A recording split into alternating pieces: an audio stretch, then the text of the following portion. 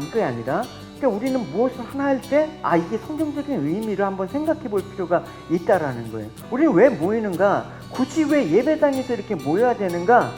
이런 제사들이 의미의 정신이 올라 살아있지 않으면 예배가 되지 않는 거예요, 여러분.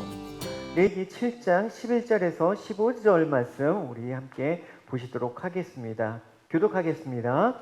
여호와께 드릴 화목 제물의 규례는 이러하니라. 조금이라도 이튿날 아침까지 두지 말 것이라. 네. 레위기의 핵심은 5대 제사법이라고 할 수가 있습니다.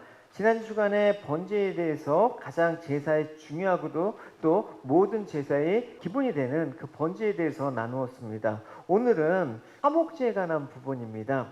화목제는 보통 다른 제사, 예를 들어 번제, 속건제, 속죄제, 이런 소제, 이런 제사와는 조금 다른 부분이 있습니다. 뭐가 다른 부분이냐면 이게 내가 자원하는 마음으로 드리고 싶을 때 그냥 아무 때나 드릴 수 있는 제사입니다. 또 한 가지, 제물로는 똑같이 소나 양이나 염소 같은 짐승을 제물로 드렸는데 이 화목제물은 똑같은 제물 드렸지만 다른 제사는 일단 드린 거는 다 하나님께 바쳐야 돼요. 근데 이 화목제물은 내가 바친 제물 중 하나님께 드리고 또 일부는 제사장 몫으로 드린 다음 나머지 부분이 있지 않습니까? 그건 내가 다 가져올 수가 있는 거예요. 그래서 가져와서 그 가져온 사람의 가족이나 지인들, 이웃들과 함께 나누는 제사. 그래서 화목제라고 하는 그 이름 자체가 교제하고 또 나누는 그런 의미가 포함되어 있는 게 화목제사라고 할 수가 있습니다. 그럼 일단은 화목제사를 드리기 위한 절차 방법을 좀 살펴보도록 하죠. 이 화목제물에 대한 부분들은 3장에 언급이 되어 있습니다. 그리고 보충규례로 이제 7장에 그 내용들을 오늘 설명하고 있는 거예요. 그래서 희생제물에 대해서 화목제물을 드릴 때 어떻게 하라고 나와 있냐면 이렇게 얘기하고 있습니다. 여호와께 화목제물을 바칠 때 소를 바치려거든 수컷이든 암컷이든 흠 없는 것으로 바쳐라. 여러분, 흠이 없는 거를 바쳐야 된다. 번제와 비슷하잖아요. 암수 구별 없이 드리는 거예요. 다른 희생제사는 수컷만 드리든지 아니면 암컷만 드리든지 어떤 조건이 제시되어 있는데 유독 화목제인 경우에만 암컷이든 수컷이든 흠이 없는 거면 다 드릴 수 있다라고 규정을 합니다.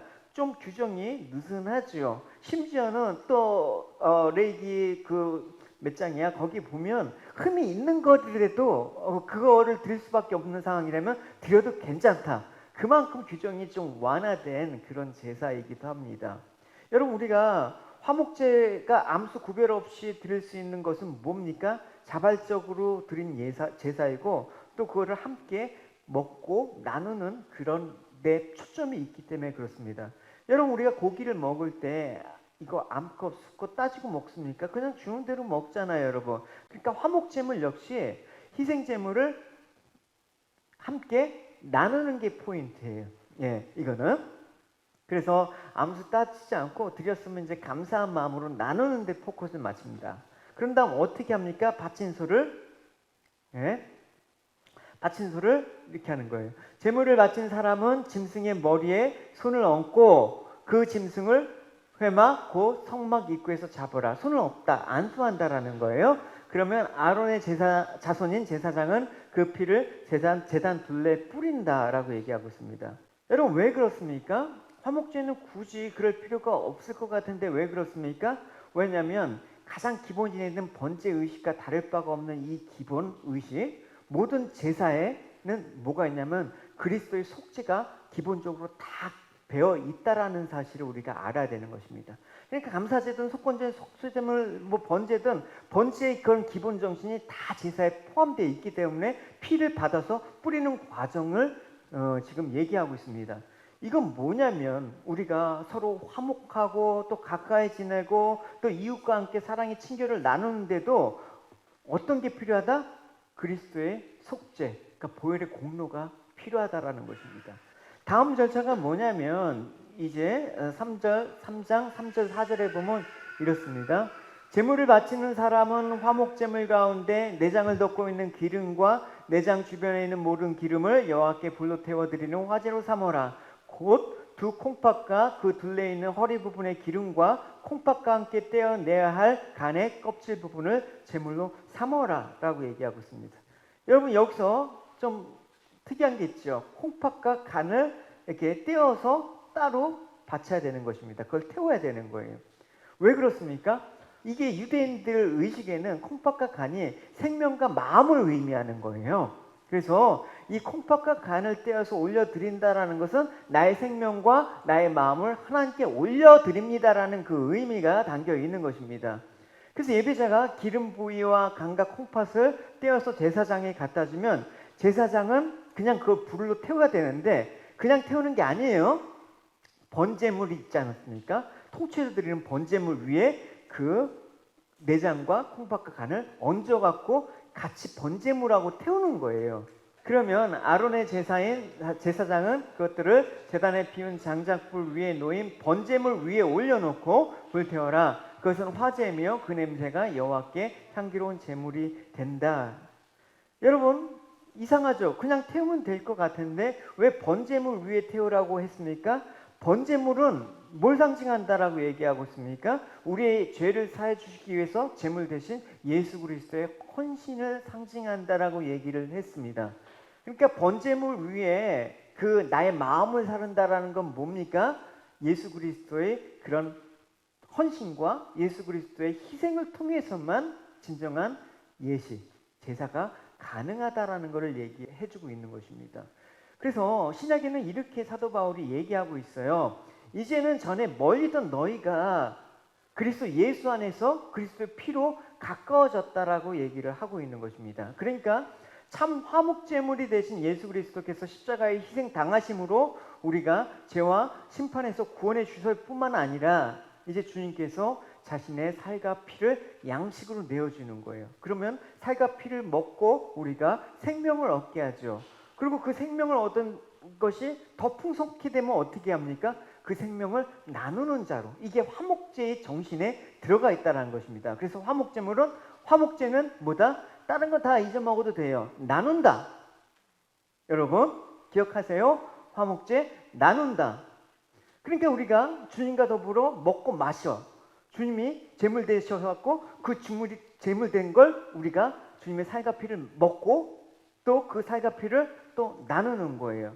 그러니까 이 가운데 주님과의 깊은 사귐이 있고 또 회중들은 같이 주님의 만찬에 참여함에 따라서 영적인 친밀함이 생기는 것입니다. 그래서 화목제는 하나님과 제사장과 예배자 모든 이웃과 함께 사랑의 교제를 나누는 것입니다. 그래서 우리가 식사하고 밥을 먹는 것도 이런 화목제의 의미가 있기 때문에 밥을 먹는 거예요. 그냥 예배 드리니까 배가 고파서 밥을 먹다, 이게 아니라, 그러니까 우리는 무엇을 하나 할 때 이게 성경적인 의미를 한번 생각해 볼 필요가 있다라는 거예요. 우리는 왜 모이는가? 굳이 왜 예배당에서 이렇게 모여야 되는가? 이런 제사들이 의미의 정신이 오늘날 살아있지 않으면 예배가 되지 않는 거예요, 여러분. 그래서 식사에는 많은 것들이 포함되어 있는 거예요. 우선 우리가 먹고 마심으로써 생명 유지에 필요한 게 식사잖아요. 그리고 뿐만 아니라 식사하는 게 여러분 단순히 하루하루 생명을 연명하기 위해서 어쩔 수 없이 해야 되는 행위라고 여러분 생각해 보십시오. 식사하는 게 여러분 즐겁지 않지 않습니까, 여러분? 먹는 즐거움이 있잖아요, 여러분. 만족이 있잖아요. 그게 행복한 잔치예요. 이게 여러분 먹는다라는 거, 맛있는 거 먹는다라는 게 속된 것 같지만 사실은 하나님께서 허락하신 선물이라고 얘기하고 있어요, 여러분. 먹는 데 있어서는 여러분 자유하세요. 그러나 자유하시되 이게 어디서 왔는지 알고 자유하시란 말입니다. 그래서 전도에서는 이렇게 말씀하시고 있어요. 이처럼 하나님의 선물은 사람마다 먹고 마시고 자기 수고해서 만족을 느끼는 것이다. 이게 하나님 선물이래요. 먹고 마시고 수고하는 거. 근데 어떻게 알아야 된다? 이게 나의 힘과 노력과 땀으로 이루어진 결과지, 이게 아니라 이 먹고 마시고 누릴 자격이 없는 내가 이 자리에서 이렇게 누릴 수 있는 것은 나를 긍휼히 여기신 하나님의 사랑과 또 은혜 때문이다 아는 거, 이게 중요하다라는 거예요. 여러분 항상 내가 뭔가를 누리면서 나는 행복해, 불행해 이걸 묻는 게 아니라 하나님께서 내게 주신 이 환경에서 하나님의 그 사랑이 무엇인가를 바라보는 사람. 그럴 때 환경을 뛰어넘은 감사가 있는 것이죠. 뭐 감사할 조건을 우리에게 조건이 어디 있어요, 여러분? 예수 그리스도만이 감사인데. 그래서 하나님께서 주신 선물, 이건 특징이 내가 고를 수도 없고 달라고 요구할 수 없는 것입니다. 하나님, 왜 나에게 이런 걸 주셨어요? 왜 나에게 이런 그지 같은 환경을 주셨어요? 왜 나한테 이런 상황들을 주셨어요? 이게 항의를 하는 게 아니라 무엇을 받았던 간에 선물을 받은 나는 감히 받을 자격이 없다. 하나님께서 나를 위해서 주신 선물이다. 그러면 현재 상황이었는데 어떠한 경우에도 우리는 나눌 수 있는 자로 살아간다라는 것입니다.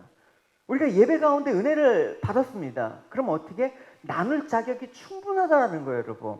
뭐 나눌 거리가 없다라면 그게 여러분 말이 안 되지 않습니까, 여러분? 나눌 거리는 너무나 많아요. 그게 바로 화목제물이란 말입니다. 나 같은 죄를 살려주신 하나님의 은혜가 감사해서 그거 하나님께서 내가 드린 제물인데 하나님께서 그 감사하는 마음만 취하고 됐다. 내 사랑을 너희에게 나누려면 고기가 필요하지 나눠라. 그렇게 하나님께서 베풀어 주신 거란 말입니다. 그래서 나눠야 되는데 근데 그냥 나누면 안 돼요. 또 보시면 15절 오늘 말씀의 핵심이기도 해요. 같이 읽어봅시다. 시작. 감사함으로 드리는 화목 제물의 고기는 드리는 그날에 먹을 것이요 조금이라도 이튿날 아침까지 두지 말라. 잘 보시면 감사제로 드린 제물은 당일날 다 먹어야 돼요. 조금이라도 남게 되면 오히려 저주가 된다라고까지 얘기를 하고 있습니다. 근데 여러분 이게 뭐 고기 드리고 받은 거 남은 거 나누는 게 뭐가 어려워 이렇게 생각할지 모르지만 그 배경을 알려드릴게요. 이게 쉽지가 않은 문제예요. 뭐냐면 보통 소 한 마리 잡으면 그 다 제하면 한 700에서 800kg의 고기가 나와요.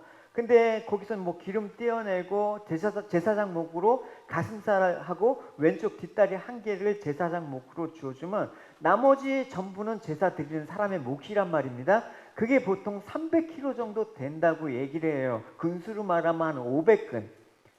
그거를 여러분 해질 때까지 먹어야 됩니다. 하루 동안이면 좀 시간 있지? 그것도 아니에요, 여러분. 유대인들은 우리가 아침에 해가 뜨면 하루를 시작하는데 유대인들은 그게 아니에요. 해가 지면 다음 날이 돼야 돼. 다음 날이 돼요. 그렇기 때문에 아침에 소를 잡았어요. 또 각을 뜨고 뭐 내장 태우고 기름 태우고 이렇게 제사를 다 마치면 언제가 됐겠어? 오후가 훨씬 넘어갔겠죠. 좀 몇 시간 안 남아요. 이제 한 두세 시간 지나면 해가 져. 그럼 날이 되는 거야. 그러니까 두세 시간 안에 그 300kg, 그러니까 500근의 고기를 나누지 않으면 드리고도 저주를 받아. 그래서 나누는 거야. 어떻게? 내가 좋아하는 누구 줘야지, A 줘야지, B 줘야지. 그래도 여러분 500근을 나누려면 내가 좋아하는 사람 뭐 1kg씩 떼줘갖고 여러분 언제 나눕니까? 그러니까 일단 너도 먹어라, 너도 먹어라. 그래도 안 돼. 그러면 나를 원수처럼 생각한 내 원수까지도 나눠줘야 되는 상황이 벌어진단 말입니다. 그래야지 고기가 두세 시간 안에 없어져. 안 나누면 안 되는 거야. 그러면서 제사 드리는 사람은 어떤 걸 생각하겠어요? 화목제를 통해서 알게 되는 거예요. 내가 하나님과 화목하기 위해서 드리는 제사가 하나님께 올바로 연락되기 위해서는 내가 나의 원수까지도 섬겨야 되는구나. 내 원수까지도 사랑하지 않으면, 화해하지 않으면 이게 불가능한 거구나 라고 얘기하는 거예요. 왜냐, 우리가 그리스도께서 죄인이었을 때, 그리스도께서 우리가 아직 죄인이었을 때 우리를 위해서 죽으셨습니다. 이것으로써 하나님께서는 우리를 향한 그분의 사랑을 나타내셨습니다. 그러므로 우리는 그리스도의 피로 말미암아 의롭다함을 얻었으므로 우리가 그리스도를 통해 하나님의 진노로부터 구원을 받은 것이 더욱 확실합니다. 우리가 하나님과 원수가 되었을 때도 그리스도의 죽음을 통해서 하나님과 화해가 되었다면 이렇게 하나님과 화목을 누리는 사람들은 그분의 생명으로 말미암아 구원을 받게 된 것을 더욱 확실합니다. 우리가 하나님과 원수 되었을 때 결국 우리 원수된 우리에게 그리스도의 살과 피를 나눠주셨단 말입니다. 똑같은 의미예요. 제사를 드리고 난 그 고기를 나의 원수까지도 나눠줄 수 있는 그런 의미와 정신을 살린 게 화목제물이란 말입니다. 그래서 화목제물 대신 예수님의 피가 죄인되고 원수된 우리가 구원을 받고 하나님과 화목된 것입니다. 요한 1서에서는 사랑이 여기 있으니 우리가 하나님을 사랑한 것이 아니라 오직 하나님이 우리를 사랑하사 우리 죄를 위하여 화목제로 그 아들을 보내셨다. 하나님의 사랑이 무엇입니까? 우리가 하나님을 사랑한 게 아니래요. 우리는 우리 자신만 사랑하는 사람들 아니에요. 그런 원수된 자를 위해서 하나님이 그 사랑의 확증이 뭐예요? 예수 그리스도를 우리에게 보내주신 거 아닙니까? 무엇으로? 화목제물로 보내주셨단 말입니다. 그래서 예수님께서 화목제물로 드려짐으로 십자가에서 그 화목케 하심을, 다 이루심을 성령을 통해서 믿게 된 자는 하나님과 화목이 되는 거예요. 그리고 그 화목이 하나님과의 화목으로만 끝나는 게 아니라 그 이웃 간에도 화목이 이루어지는 거예요. 그래서 하나님 사랑과 이웃 사랑은 하나란 말입니다. 절대 크리스찬은 하나님만 사랑할 수 없어요. 하나님만 사랑하듯이 또 그와 같이 이웃도 사랑하는 게 하나란 말입니다. 근데 우리는 그렇지가 못하죠. 하나님도 사랑 안 하고 이웃도 사랑 안 해. 이러면 안 되잖아요. 그래서 레위기에서 화목제물은 이웃과 함께 나누고 당일에 모두 소진해야 되는 것입니다. 여러분, 화목제물이 고기를 당일에 먹게 하는 것은 구원과 관련되어 있어서 예수님께서 단 한 번의 제물로 우리를 화목케 하신 그 사건을 의미하기도 하는 거예요. 출애굽 때 보면 애굽에 탈출할 때 구원과 관련해서 하나님께서 이렇게 하셨어요. 6월절 어린 양의 고기를 당일까지 다 먹게 해야 된다. 남겨놓지 말라라고 얘기하셨습니다. 보십시오. 출애굽기에 너희 어린 양은 흠없고 1년 된 수컷으로 하되 양이나 염소 중에서 취하고 이달 열 나흘 날까지 간직하였다가 해질 때까지 이스라엘 회중이 그 양을 잡고 그 피를 양을 먹을 집 좌우 문설주와 임방에 바르고 그 밤에 그 고기를 불에 구워 무교봉과 쓴 나물과 아울러 먹되 날 것으로나 물에 삶아서 먹지 말고 머리와 다리 내장을 다 불에 구워 먹고, 보시면 아침까지 남겨두지 말고 다 먹어라. 남은 거 그냥 불사르라, 버려라, 이렇게 얘기하고 있습니다. 그러니까 이 말은 신약에서 예수님께서 십자가로 자기 몸을 단번에 들이심으로 영단번의 제물이 되셔서 영원한 속죄를 이루신, 화목을 이루신 사건을 보여주고 있단 말입니다. 히브리서에 보시면 확인할 수가 있지요. 대제사장은 1년에 한 번 자신의 피가 아닌 동물의 피를 가지고 지성소에 들어갑니다. 그렇다고 그리스도께서 자신을 제물로 드리기 위해 매번 하늘 올라가신 것은 아닙니다. 만일 그래야 한다면 그리스도께서 세상에 창조되었을 때부터 고난을 자주 받으셔야 했을 것입니다. 그러니까 십자가에 계속 박히셨을 거예요. 만약에 한 번의 효력이 없다 그러면. 그러나 그리스도께서 단 한 번에 오셔서 자신을 제물로 드림으로 모든 죄를 깨끗게 하셨습니다. 그렇기 때문에 그리스도께서는 자기의 몸을 한 번에 드려 많은 사람의 죄를 없애주신 것입니다. 그리스도께서 다시 오실 것입니다. 그때는 죄를 없애주시기 위해서가 아니라 그리스도를 기다린 자에게 구원을 주기 위해서 오실 것입니다 라고 얘기했습니다. 그러니까 우리가 주님께서 화목제물이 되어주셨기 때문에 뭘 받았습니까? 구원을 받았습니다. 구원은 뭐다? 하나님과 화목된 거. 그럼 구원받은 자의 징표는 뭡니까? 그 구원을 나누는 삶. 그게 화목제물이란 말입니다. 그래서 이 구원이 일어난 자들은 날마다, 여러분 밥도 매일 먹어야 되잖아요. 때가 되면. 그러니까 날마다 주님의 살과 피를 함께 먹는 거예요. 그래서 그리스도로 말미암아 하나님 안에서 즐거워하는 거, 그게 교회가 된다라는 것입니다. 그래서 이 즐거움을 받아 누리고 사는 그리스도의 몸된 교회, 이 몸된 교회를 아끼고 사랑하는 여러분이 되시기 바랍니다. 할렐루야. 이 몸된 교회의 모습은 그러면 어떻게, 이웃에게 이렇게 그리스도의 살과 피를 나누는 그 모습은 어떤 식으로 나타날까요? 로마서에 보면 여러분들을 핍박하는 사람들을 축복하십시오. 이게 나누는 거예요.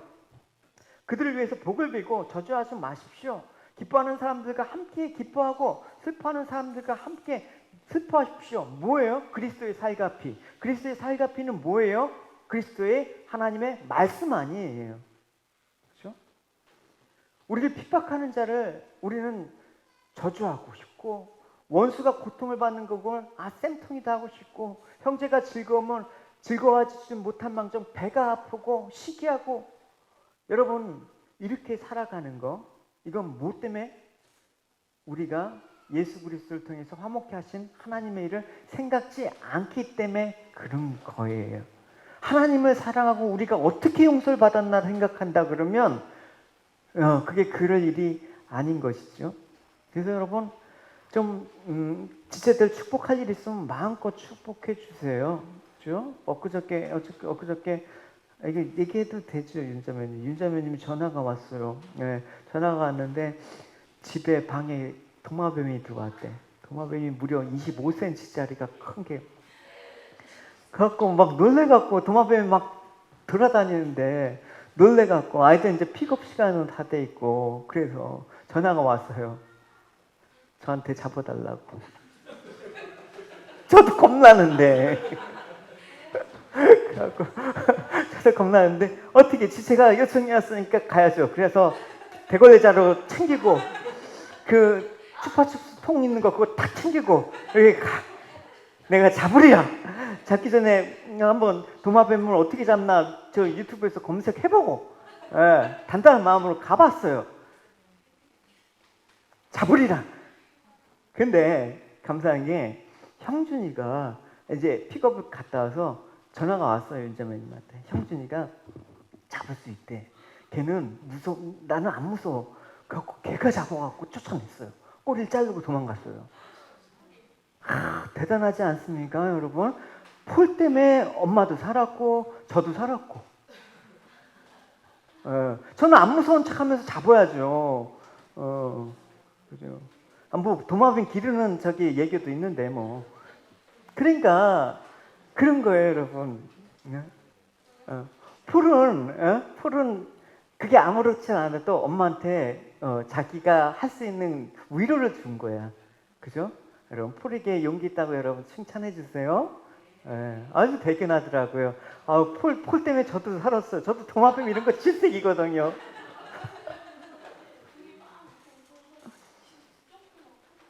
그래서 어쨌든 도마뱀 얘기 끝나고, 여러분 우리가 어떤 은혜와 사랑을 받았습니까? 하나님의 은혜와 사랑은 예수님의 죽음으로부터 받았잖아요.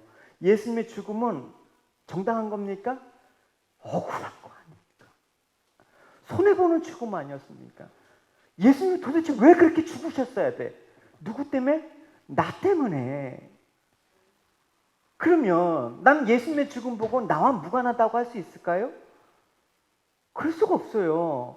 어떻게 무관하게 그냥 뭐 교회는 나오면 그만, 나오지 않으면 그만. 그렇게 어떻게 돼요, 여러분? 그렇게 어떻게 되냐고요. 신기해요, 저는. 주일날 기독교 일하는 사람들이 교회 안 나오는 거 보면 너무나 신기해.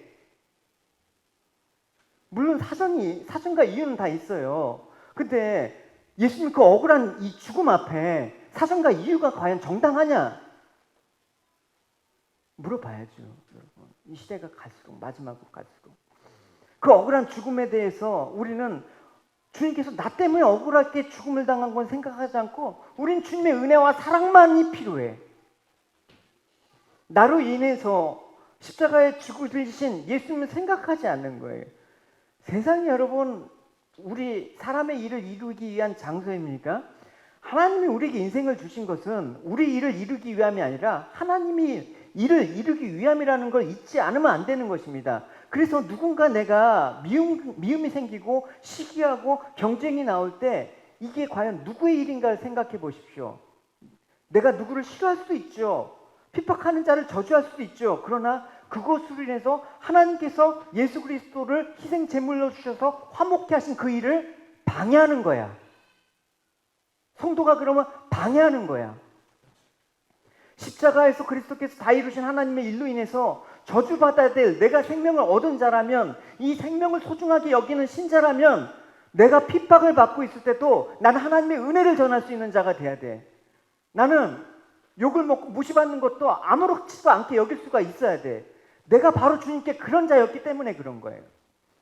이 모든 제사가 그런 의미가 있단 말입니다.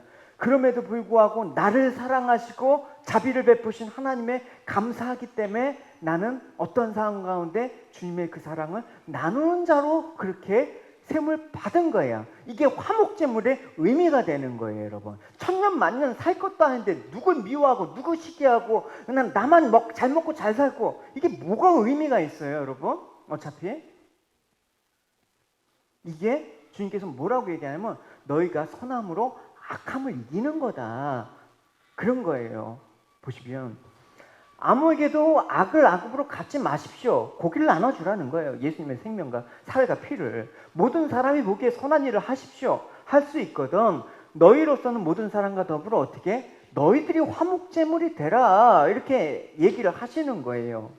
선한 일은 무엇입니까? 선이란 내가 그리스도의 몸으로 사는 거야.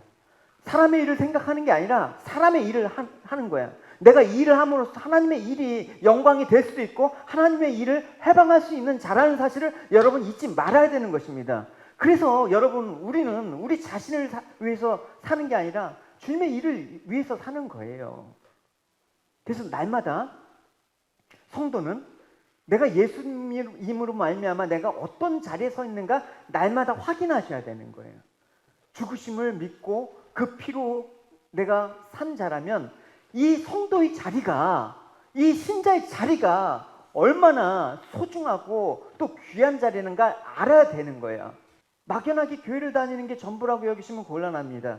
그건 신앙을 값싼 것으로 전락시키는 것밖에 안 돼요. 예수님으로 말미암아 성도로 있게 된 이 자리는 세상 누구도 넘볼 수 없는 자리란 말입니다. 돈으로도 살 수 없는 자리, 예수님의 은혜로만 가능한 자리인데 그 은혜를 길을 가다가 뭐 거린에게 동전 하나 주듯이 여러분 그냥 구원이 그렇게 이루어집니까? 우리에게 값없이 주신 것은 값으로 측정할 수 없기 때문에 주신 거예요. 예수님이 하나님의 유일하신 독생자 아들, 그 아들을 내놔주신 그 죽음을 통해서 구원하신 은혜가 그렇게 값싼 신앙입니까? 내가 교회 나오면 나오고 안 나오면 안 나오고 그렇게 신앙생활 내가 하고 싶으면 하고 안 하고 싶으면 안 하고 그런 겁니까? 은혜는 하나님의 택한 자에게 주시는 특별한 거예요. 여러분, 믿음 끝까지 잘 지키십시오. 목에 칼이 들어와도 내가 화목제물 대신 예수님을 생각하면서 예배 지키고 신앙 지키고 말씀 간직하면서 그렇게 사셔야 돼요. 우리에게 예배를 안 드려야 될 이유가 사실 얼마나 많이 있겠어요? 얼마나 예배 안 드리면 안 되는 상황들이 우리가 1년에 살면서 얼마나 많겠어요? 그냥 웬만한 거 그냥 하나님께 드리는 그 가치에 포점 맞추면 예배를 왜 안 드릴 수가 있겠어요? 나는 왜 기독교인 교회를 안 나올 수 있는가에 대한 되게 궁금증이 있어요. 정말 주님의 살과 피를 먹어본 경험이 없기 때문에, 주님의 죽으심이 어떤 건가 생각해 본 적이 없기 때문에, 쉽게 말해서 거듭나지 않았기 때문에, 쉽게 말해서 구원을 받지 않았기 때문에, 선택받지 않았기 때문에, 나중에 어떻게 될지도 모르지만 지금 보이는 현상은 그런 거 아닙니까? 그래서 이 자리에 있는 여러분은 내 의로움이나 행함을 바라보지 않게 되는 것이죠. 단지 주님의 죽으심으로 인해서 내가 살아난 자라는 마음을 간직하면서 독생자 그 하나님의 사랑을 날마다 묵상하면서 그 사랑으로 하나님을 사랑하고 또 그 사랑으로 이웃을 사랑하는 자로 살아가게 되는 것입니다. 그렇기 때문에 우리의 형편과 상황에 상관없이 천하보다도 귀한 생명을 받은 자 아닙니까? 그것보다 여러분 더 귀한 거, 그 귀한 거를 나눌 자로 살아요. 누가 가만히 보면 그래요. 누구 좀 도와달라고 하는데 도와줄 형편이 돼야죠. 여러분, 믿음의 사람은 그렇게 해서는 안 돼요. 여러분, 주님께서 이미 생명 주셨는데 그 생명을 나누는 자로 세우는데 이까짓 거 돈 이런 거, 이까짓 거 이런 거는 여러분 내 나눌 수 있는 어떤 여건, 조건에 해당이 안 돼요. 해당이 안 돼, 여러분. 그 있으면 나눠주고 없으면 안 나눠줘도 돼. 나는 나눌 수 있는 자로 살아가는 거야. 할렐루야. 그게 화목제물이란 말입니다. 여러분, 이시선자매라고 여러분 들어보셨을 것입니다. 그죠? 아주 이쁘어요. 또 명문대 다닌 그 자매가 하루아침에 운전한 차량에서 교통사고를 당했습니다. 차가 불타면서 완전히 얼굴, 온 전신이 다 일그러졌어요. 성한대가 하나도 없단 말입니다. 화상으로. 근데 이 지선자매가 병원의 중환자실에서 이제 생명의 그 총각을 다투고 있는 순간에 면회도 제한이 됐대. 하루에 30분씩 3번만 한 사람. 그러니까 면회 시간에 어머니가 딸을 보면 얼마나 억장이 무너져. 도저히 이 상황들이 전달이 인정하고 싶지가 않을 거 아니에요. 그렇게 이쁜 딸을, 그렇게 신앙이 좋고 말을 잘 들었던 딸. 근데 딸은 지금 다 얼굴이 다 만신창이가 됐는데, 그러니까 딸은 눈을 뜨면서 엄마 눈만 봐. 중환자실. 자기가 어떤 상태인지, 내가 살아날 수 있는지, 좋아질 수 있는지 아무것도 모르고 엄마 눈을 통해서만 보는 거야. 그러니까 엄마는 그 지선자매를 보면서 슬퍼하는 표정도 지을 수가 없는 거야. 그냥 오히려 담대하게 아무렇지도 않듯이 그냥 밖에서 일어난 재미는 그 얘기 해주면서 딸과 재밌게 얘기를 합니다. 눈빛 하나 흔들림 없이. 왜? 딸이 자신의 심각한 상태를 눈치 못 차게 하려고 쇼를 했다고 얘기를 합니다. 그분 말에 의하면. 근데 면회 끝나고 중환자실에서 나오자마자 복도에서 대성통곡하면서 우는 거야. 그 상황들. 근데 이제 그 지선자매가 어쨌든 위기를 넘겨갖고 이제 중환자실에서 생명을 건져서 일반 병실로 옮게 되면서 상황이 달라졌다라고 얘기해요, 그분이. 뭐냐면 이제는 그냥 잠깐 30분씩 3번 그냥 아닌 척하면 살아갈 수가 없어요. 일반 병실에 있으면 계속 같이 있어야 되잖아, 하루 종일. 그러니까 어머니가 고백하는 거예요. 딸이 이렇게 된 상황 가운데 내가 지금까지 버틸 수 있는 것은 주님을 믿었기 때문에, 예수님을 바라보기 때문에 가능한 것인데, 그래도 도무지 지금 이 상황 가운데 낙심하고 절망스러운 마음은 가시지가 않는데라는 거야. 근데 이런 마음이 들었습니다. 하나님, 제가 감사한다고 했지만 감사할 척은 할 수 없는 거 아닙니까? 진짜 감사할 게 있어야지 제가 언제까지 딸 앞에서 이렇게 감사한 척을 해야 됩니까? 괴롭습니다. 근데 하나님께서 이런 마음을 주셨대요. 한 가지만 찾아봐라. 한 가지. 너 감사할 이유가 없어? 한 가지만, 매일 많이도 아니고 한 가지만 찾아봐라. 그래서 그 하나님의 응답을 듣고 지선자매 어머니가 딸을 보면서 이 감사할 제목을 한 가지 찾으려고 했는데 한 가지 찾았답니다. 뭐냐면, 발을 씻길 수 있어서 하나님 너무나 감사합니다. 그날은 온종일 딸의 발만 보면서 하나님께 감사를 했대요. 또 두 번째 감사 제목은 뭐냐? 엄지손가락 하나 남겨주셔서 감사합니다. 또 그 다음 날은 그래도 눈은 남겨둬서 볼 수 있게 해주셔서 감사합니다. 이렇게 감사해야 될 이유가 하나씩 있으니까 그 시간들이 더 이상 고통이 아니라 하나님께 감사로 주신 그 생명으로 충만한 시간이었다라고 얘기를 하고 있습니다. 주님께서 나와 함께 하셔서 내 안에 계신 주님을 내가 안다라고 얘기하는 건 그런 의미예요. 주님이 내게 생명이 주신다라는 건 그런 의미가 되는 거예요. 그럴 때 내 상황들은 더 이상 문제가 되지 않아. 뭐 없어서 못 나고, 내가 시간이 없어서 못하고, 내가 그냥 뭐해서 뭐하고, 이렇게 안 되는 거야. 그 상황 가운데 나는 이 상황을, 하나님의 생명을 주신 그 감사물을 나는 화목제사를 드리는 사람이 된 거란 말입니다, 여러분. 맨날 자기 처지만 불쌍하고 맨날 자기 연민에 빠져서 언제 예수 믿을래? 그 그리스도로 내게 화목제물 돼서 그리스도를 만나게 한 그 주님을 만나게 해준다 그러면 더 이상 나는 없는 자가 아니라 있는 자다. 풍성한 자다. 이 믿음이 우리의 찬송이 돼야 되고 우리의 감사가 돼야 되고, 그럴 때 이 화목제물은 아름다운 향기가 돼요. 하나님이 흠양하시고 기뻐하신단 말입니다. 할렐루야. 시편의 다윗이 그런 고백을 하잖아요. 다윗의 상황들이 뭐예요? 사람들이 모두 다윗을 뭐 거짓말쟁이까지라고 하고, 그래도 다윗은 그렇게 고백하잖아요. 내게 주신 모든 은혜를 내가 무엇으로 보답할까? 다윗은 생명의 주님을 알았어요. 내가 구원의 잔을 들고 여호와의 이름을 부르며 여호와의 모든 백성들 앞에 나는 나의 소원을 하나님께 갚으리라. 하나님의 구원의 은혜만큼 더 귀한 게 어디 있다고. 내가 그래서 이제 갚으겠다, 나눠주겠다, 화목제물로 날마다 하나님께 드리겠다.